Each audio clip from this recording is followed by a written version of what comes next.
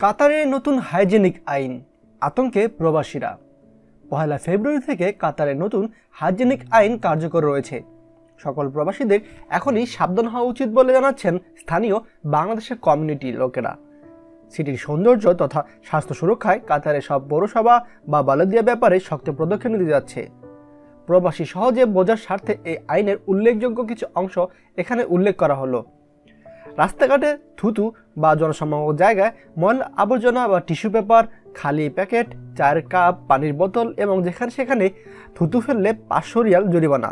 ঘরের সামনে, সড়কে অথবা জনসমাগম স্থলে ময়লা আবর্জনা ব্যাগ বা বলদিয়া কিচা, আধা খাওয়ার খাবার, কাগজ ইত্যাদি ফেললে 300 রিয়াল জরিমানা। সড়ক অথবা জনবহুল এলাকার দিকে মুখ করা জানালা অথবা বেলকনির মাদুর, কার্পেট, কম্বল, জামা কাপড় টাঙিয়ে রাখা অথবা শুকাতে দিলে 500 রিয়াল জরিমানা। রাস্তায় ময়লা পানি ফেললে 300 রিয়াল জরিমানা। অনুমতি নেই এমন জায়গায় পশুর বর্জ্য ফেললে 500 রিয়াল জরিমানা। পুরাতন সরঞ্জাম অথবা ফেলে দিয়ে গাড়ি রেখে সড়ক, গলি, মাঠ, ফুটপাত, পার্ক এবং মানুষ ব্যবহার থাকে এমন কোনো ফাঁকা জায়গায় দখল রাখলে 1000 রিয়াল জরিমানা। উন্মুক্ত মাঠ, পার্ক অথবা সাগর পাড়ে আধা খাওয়া খাবার বা আবর্জনা ফেললে 500 রিয়াল জরিমানা। ট্রাফিক অথবা গাড়ি করে নিয়ে যাওয়ার সময় কোনো কিছু রাস্তায় পড়লে 2000 রিয়াল জরিমানা। পাশাপাশি মরুবের জরিমানাও আছে। ম্যানহোল থেকে পানি বের হচ্ছে, ফোন করে কেউ ব্যবস্থা না নিলে 1000 রিয়াল জরিমানা।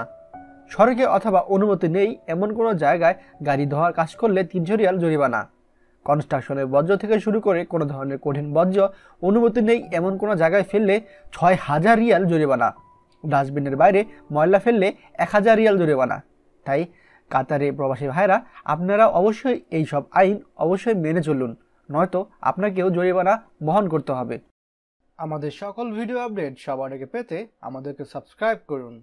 সাবস্ক্রাইব করতে সাবস্ক্রাইব আইকনে ক্লিক করুন এবং বেল আইকনটি চাপুন, যাতে আমাদের কোনো লেটেস্ট ভিডিও আপনি মিস না করুন।